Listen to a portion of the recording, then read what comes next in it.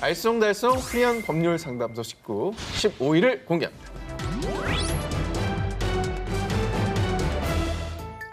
자, 우리 주변에서 흔히 볼 수 있고 또 많은 분들이 거주하고 있는 집합 건물.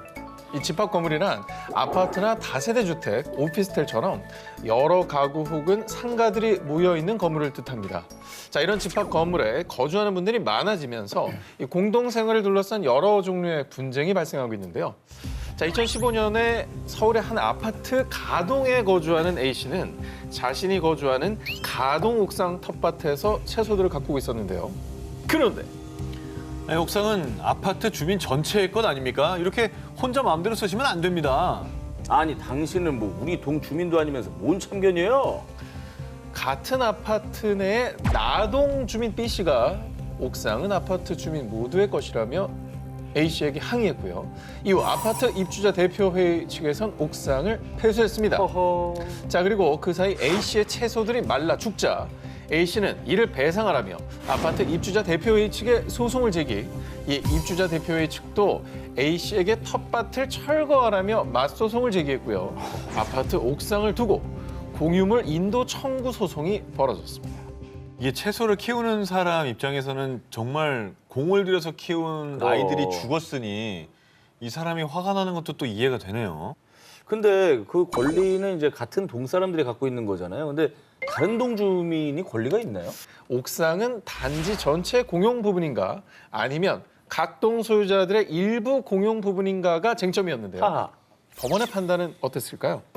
자, 1심에서는 옥상을 일부 공용 부분으로 판단, 입주자 대표회의 측이 공유물 인도 청구를 기각. 하지만 2심에선 전체 아파트 주민들이 관리비를 나누어 부담하는 점, 그리고 통신사 중개기가 일부 동의 옥상에 설치되지만 모든 동의 주민들이 편익을 함께 누린다는 점을 근거로 옥상은 단지 전체의 공용 부분이라고 판결했는데요. 야, 갈렸네. 자, 그렇다면 최종 대법원의 판단은 어땠을까요? 가동 옥상은 가동 주민들만 출입할 수 있으므로 옥상은 각 동 주민의 일부 공용 부분이다. 자, 그렇습니다. 아파트 구조상 다른 동 주민들은 관리소의 허락을 받아야만이 옥상에 출입할 수 있다는 점 등을 들어 가동 옥상은 아파트 주민 전체가 아닌 가동 주민들만의 공유물이라고 판단했습니다. 알쏭달쏭 프리한 법률 상담소 19, 14위를 공개합니다. 말로 한 약속 인정될까? 자, 이번 특종도 우리가 흔히 하는 오늘도 할 수 있는 실수, 이 구두 약속에 관련된 사건입니다.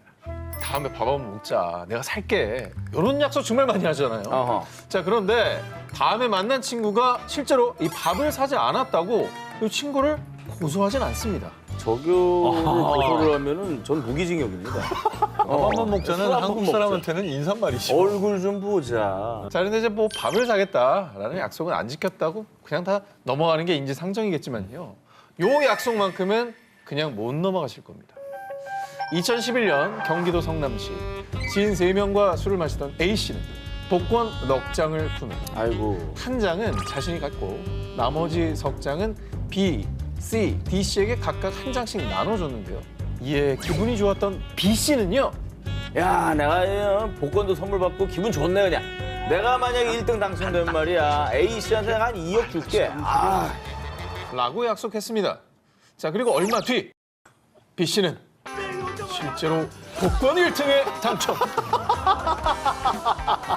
와, 이게 야, 꽁트 대본 아니냐? 이게 실제 일어난 일이에요. 야, 어떡하냐. 당첨금 무려 약 14억 300만 원을 수령했습니다. 그런데 막상 복권에 당첨된 B씨는 A씨에게 약속했던 2억 원이 아닌 8천만 원만 건넸습니다. 자, 그러자 A씨는요. 아니, 분명 나한테 2억 원 준다고 약속했잖아요. 약속을 지키라고! B씨를 상대로 약정금 청구 소송을 제기했습니다. 아유. 자, 이런 경우에 이 B씨는 A씨에 대해서 당첨금 분배에 대한 구두 약속을 지킬 의무가 있을까요? 저는 구두 약속이라도 지켜야 된다고 생각하는 게 저 자리에 증인들이 있어요. 맞아. 나도 들었어. 그리고 거의 뭐 녹취 수준의 증언 능력, 증거 능력이 있지 않을까. 아니, 저는 그냥 이렇게 그냥 술자리에서 했던 구두 약속을 굳이 다 지켜야 되는가. 아니 8천만 원 줬으면 솔직히 No, 성의 줘야 표시한 거 자, 아니에요? 과연 어땠을까요? 복권 당첨금을 나눠주겠다는 B 씨의 구두 약속은 법적 효력이 있습니다. 서류가 아닌 말로 한 약속이라 해도 이 두 사람이 함께 동의했기 때문에 그 자체로 계약이 성립됩니다. 당연하지. 또 이를 입증할 수 있는 증거, 증인 등이 있다면 법적으로 효력을 인정받을 수 있는 겁니다. 야. 실제로 법원은 B 씨가 약속한 2억 원 중 지급하지 않은 나머지 금액 1억 2천만 원을 A 씨에게 지급하라고 판결했습니다. 무섭다. 자, 그런데 말입니다. 이 상습적인 구두 약속으로 제작진에게 희망 고문을 한 범인이 바로 이 자리에도 있었습니다.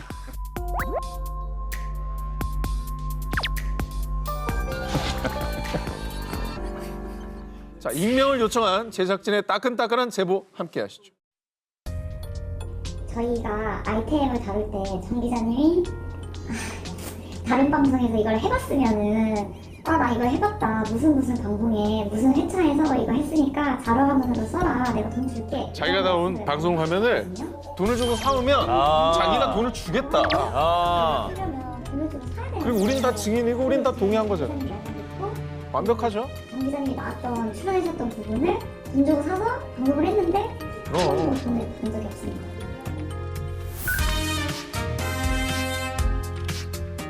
네, 대기실에서 그 말을 굉장히 많이 했었기 때문에 PD들도 있었고 작가들도 있었고 오기자님, 한기자님도 들었었어요.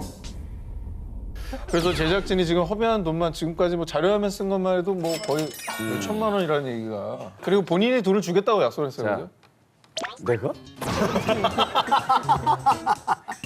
아니 근데 일단은 뭐 증거를 가져와 주셔야 될 것 같아요. 왜냐면 제가 어떤 자료 화면을 썼는지 요것도 역시 법적으로 소송이 저희가 가능한 건지 이번에도 오늘의 데스크 양 변호사님께 여쭤봤습니다. 양 변호사님 오늘 바빴네.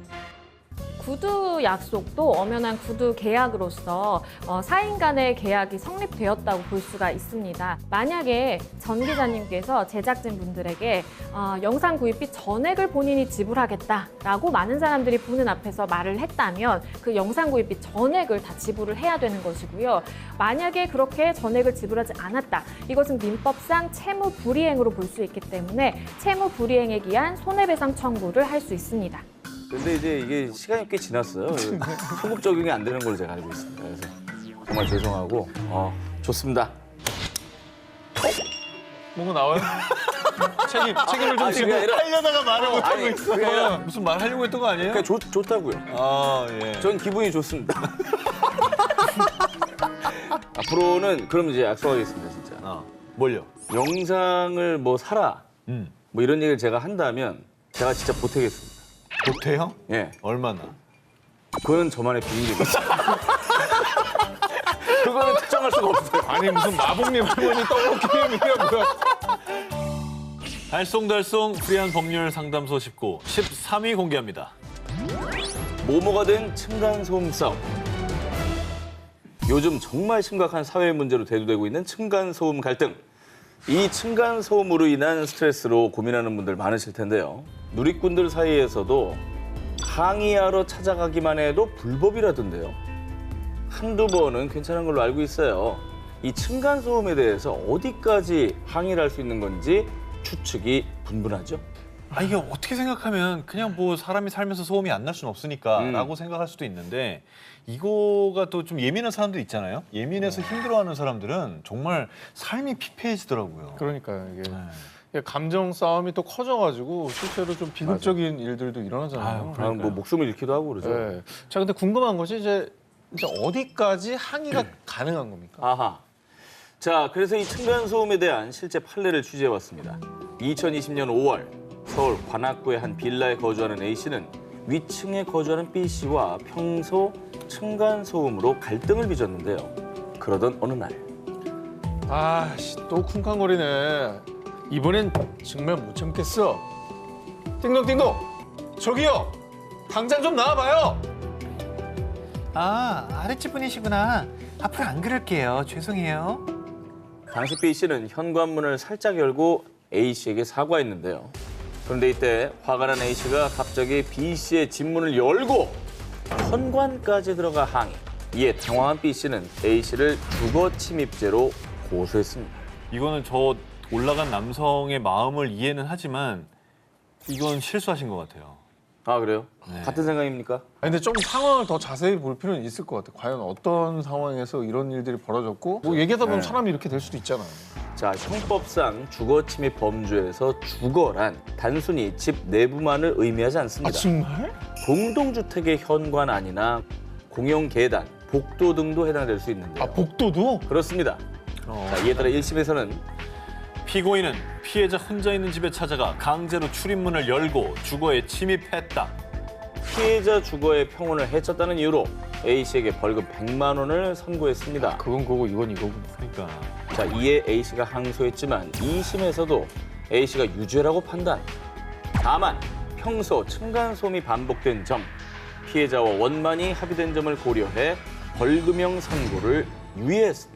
야 그러면 상대방이 진짜 내 집 앞까지 왔는데 위협을 느꼈다. 이것도 뭐 어떻게 보면 원칙적으로 이 불법을 저지른 거네요. 문을 두들겼다든가 이게 그렇죠. 다 협박에 해당이 될 거예요 아마. 근데 이제 요거는 그게 문제가 된 거지만 층간소음 사실 이게 원인은 층간소음이었잖아요. 미쳐버리죠. 그러니까 요거에 대해서는 그러면 어떻게 항의해야 돼? 2013년 법원이 제시한 층간소음 항의 기준에 따르면 반복적이지 않은 단순한 전화 연락, 문자 항의, 현장 두드리기까지는 가능. 그리고 일회성 방문은 크게 문제가 되지 한 않습니다. 번은 지나치게 반복적으로 현관문을 두드리거나 초인종을 누르는 행동은 상대방 집으로 들어가려고 하는 의도성을 짐작할 수 있기 때문에 주거 침입죄에 해당될 수 있다고 합니다. 알쏭달쏭 프리한 법률 상담소 19 2위를 공개합니다. 그들이 모모를 바꾸는 이유. 아니 뭐 11점에 뭐 발라놓은 거야 다 11에 모였어. 오늘은 대체로 모여다니네요 우리가. 많은 직장인의 꿈 중 하나죠. 정년 퇴직까지 무사히 일하기. 이번에 제가 취재해온 내용은 아마 직장인들이라면 귀 쫑긋하고 궁금하실 것입니다. 우리나라 고용자 고용법에 의하면 근로자 정년은 60세 이상으로 규정. 이에 정년을 만 60세로 정한 회사가 대부분입니다. 그런데 만약 주민등록 등본상 나이를 정정한다면 정년 퇴직 시기도 바꿀 수 있을까요? 있죠. 왜냐면 법적으로 가는 거잖아요. 그러니까 이건 이거 그건 그걸 것 같은데. 공식 다큐멘트로 하는 거잖아요.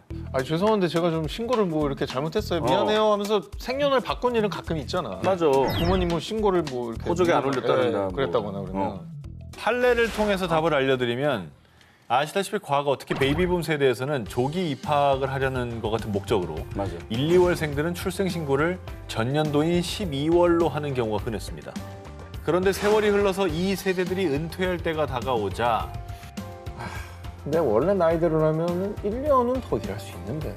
라는 생각을 갖는 거죠. 이런 의문을 갖는 분들이 많다고 하는데 이 베이비붐 세대 중에 한 명인 A씨 역시 실제 생일은 1959년 1월이지만 주민등록 등본상 생일은 1958년 12월이었는데요.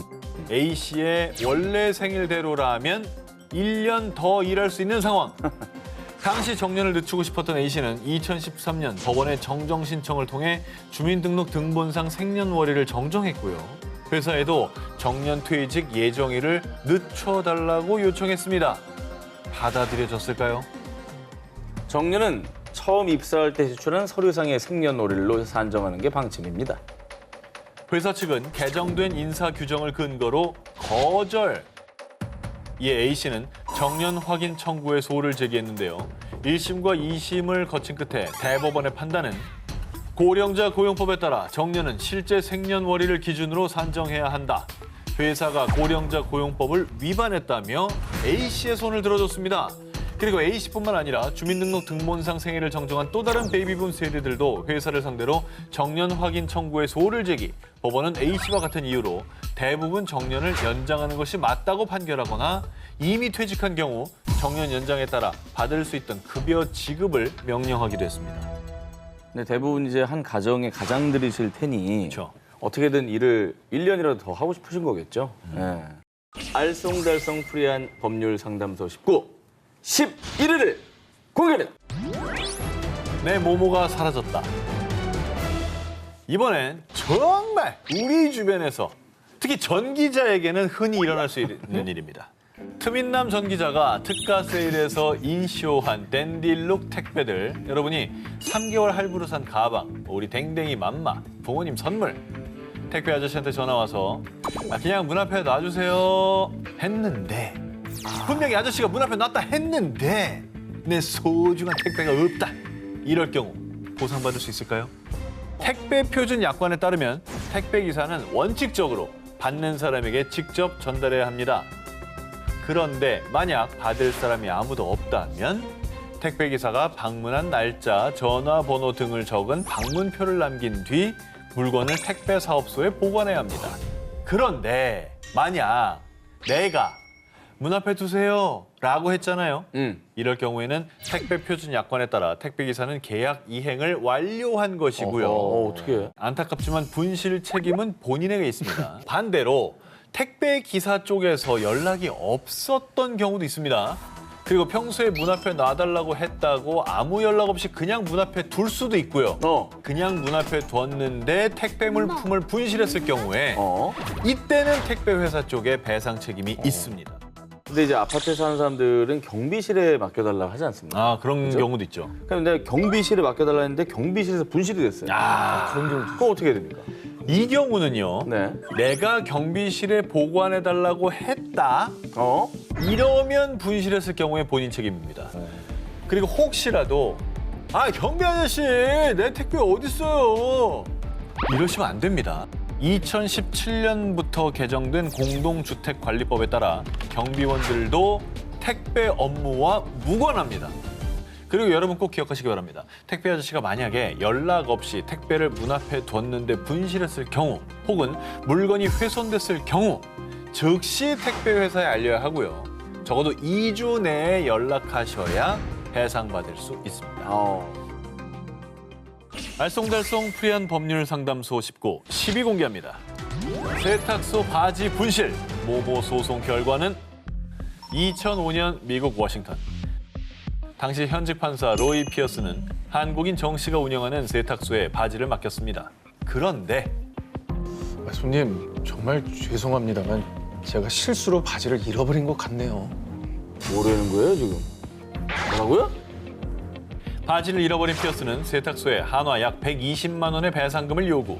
하지만 이를 거절당하자 세탁소를 상대로 5,400만 달러, 한화 약 600억 원의 손해배상 소송을 제기했습니다. 600억 원? 이 피어슨 판사는 세탁소의 당일 서비스, 고객 만족 보장이라는 광고 문구를 문제 삼았고요. 또 앞으로 다른 세탁소를 이용하면서 발생할 기름값과 기타 비용, 거기에 변호사 선임 비용과 정신적 피해 등을 산정한 금액이라고 밝혔습니다.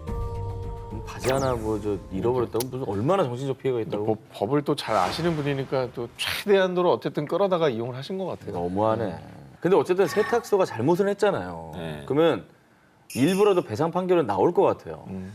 많은 논란 끝에 열린 재판, 법원은 피고의 광고 행위를 사기로 볼 수 없고 원고 측도 이를 증명하지 못해 피고는 원고에게 손해배상할 의무가 없다고 밝히며 세탁소에 손을 들어줬고요. 피어스는 보상은커녕 세탁소 측의 재판 비용까지 모두 지불해야 했습니다. 그래. 자, 우리나라에서 세탁물에 문제가 발생했을 때의 기준은 어떨까요? 한국에서는 법적 강제력은 없지만 공정거래위원회에서 세탁업 표준약관으로 해당 분쟁의 기준을 제시하고 있습니다. 먼저 세탁소에 옷을 맡길 때 세탁물의 구입 금액과 구입일이 적힌 인수증을 작성해야 하고요. 세탁물에 문제가 발생했을 때는 세탁업 표준약관은 옷의 가격과 사용 기간을 고려한 배상 비율을 제시하고 있습니다. 연수로 4년 됐고 일수로 따졌을 때는 665일 정도 입은 옷이라면 구입 금액의 50%를 보상받을 수 있습니다. 만약에 인수증을 작성하지 않았을 때는 고객은 옷의 구입 시기나 구입 가격 등을 입증해야 됩니다. 아이고. 그리고 이를 정확히 몰라서 배상액 산정이 불가능한 경우에는 세탁 요금의 20배까지 배상받을 수 있습니다.